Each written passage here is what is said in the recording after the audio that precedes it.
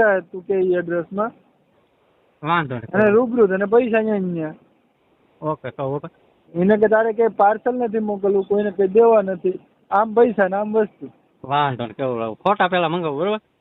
હા, એને કે 1954 ને 1988. 1954 ને 1988 ના બેના ફોટા મોકલ વ્યવસ્થિત એમ કહું બરોબર. હા, એ અને તમારામાં જય હિન્દ, જય ભારત, વંદે માતરમ, ભારત માતા કી જય. ફરી એક નવા વિડીયોમાં મિત્રો તમારું સ્વાગત છે. અને આજે આપણે મિત્રો પ્રકાશભાઈ સુરતથી તેઓની થોડીક અમારે બેને ચર્ચા થઈ છે અને કયા સિક્કાની માટેની ચર્ચા થઈ હતી આ વિડીયોની અંદર તમને જોવા મળશે. અને મિત્રો આ વિડીયો બધા તમે છે ને એન્ડ સુધી જોઈ લેજો તો તમને ખબર પડે કે આ વિડીયો એન્ડ સુધી જોશો ને તો તમને ખબર પડશે કે આ સિક્કાની કિંમત શું છે. અને જો સિક્કો તમારી પાસે હશે તો આપણે પ્રકાશભાઈને લેવા છે બરોબર.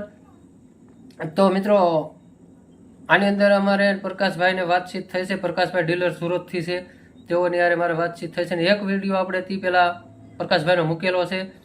તો લોકો પ્રકાશભાઈનો નંબર માંગે છે, પણ જો કે એવા ડીલરો કોઈ નંબર આપે ને શું લેવા કે એને લોકો પાસે જવાબ દેવાનો ટાઈમ ન હોય, ફોન ઉપાડવાનો ટાઈમ ન હોય. પણ મને એને કીધેલું છે કે જે વસ્તુ હું કહું એ જ વસ્તુ હોય એને નંબર આપવાનો બરાબર.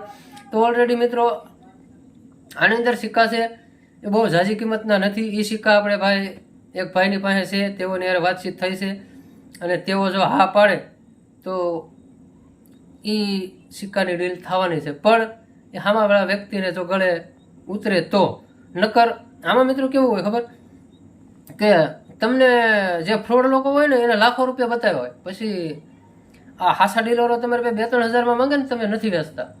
તો મિત્રો તમારે કોઈ મિત્રો તમારે કોઈ કલેક્ટરો હોય એની જાણ લેવી, એની માહિતી લેવી. ગુજરાતી આપણે જો કોઈ ગુજરાતના એની જાણ લેવી, માહિતી લેવી અને પછી જ તમારે તમારા મનની અંદર ભાવ નક્કી કરવો. નકર લાખો કરોડોમાં તમે એવો કોઈ ભાવ આવે ને મિત્રો. અને જો કે મારે વારંવાર કહેવું પડે કે આવા રેડ સિક્કા હોય તો લાખોમાં વેચાય, પણ એ લાખોમાં કોકની જ પાસે હોય. તો અત્યારે આ બધા વિડીયા જે સોશિયલ મીડિયામાં બનાવે છે એ બધા ફેક વિડીયો બનાવે છે. તેઓ કોઈ ડીલ કરાવતા નથી અને ડીલ કે થતી નથી. નહીં આવી રીતનું મેં કીધું સામાન્ય 2-5 હજાર રૂપિયા આવે મિત્રો.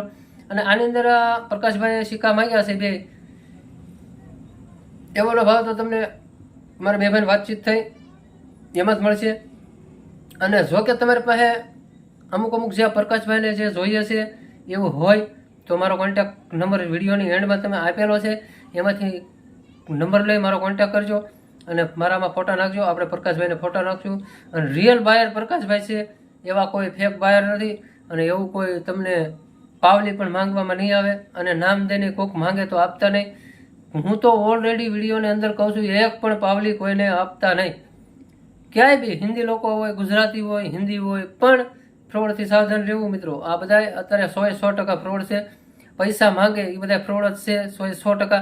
અને તમારી પાસેથી જો એવા કોઈ પૈસા લીધા હોય એવાનો મને નંબર આપજો, આપણે એને ખુલ્લા પાડશું.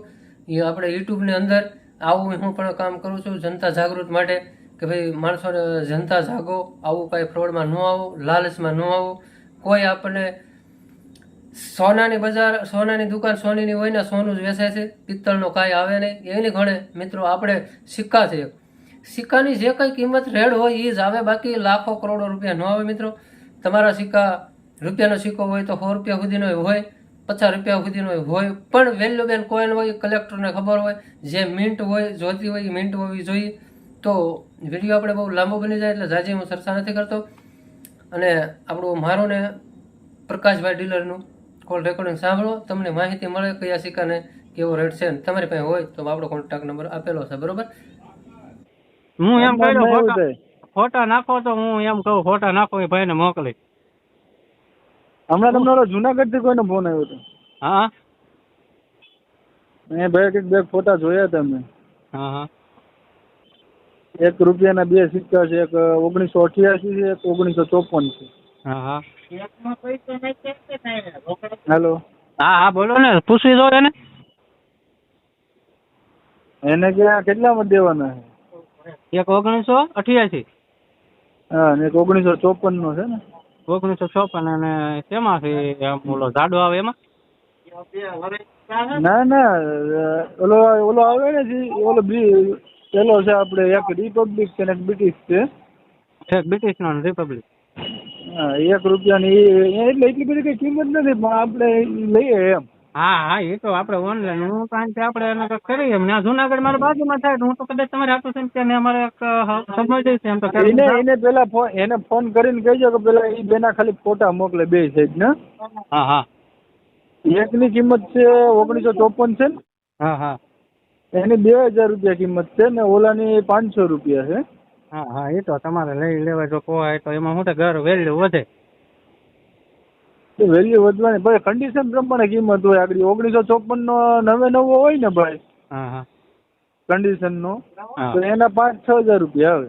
હા વાંધો નહીં હું પૂછી. અને 1988 નો 99 હોય ને તો એના 1500 રૂપિયા આવે.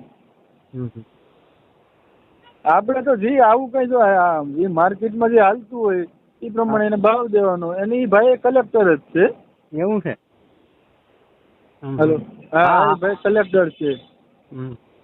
કારણ કે એના ફોટા ને આપણે જોઈએ તો ખ્યાલ આવી જાય. સમજી ગયા એને વધારે કઈ બીજું કઈ નાખ્યું નથી. પણ એને તો હું એમ ખાલી મજાક માટે ફોન કરતા હોય ઘણા કે શું કરે શું નહીં ભાઈ. હા બરાબર. એને એમ કે નવા છે આવી જાય છે માંગે છે કાંઈ એવું હોય ને. એટલે ના એને ફોન કરીને કહેવાનું કે ભાઈ છે ને 1954 નો છે ને એના તને 2000 રૂપિયા મળશે અને 1988 નો મિનિટના તને 500 રૂપિયા.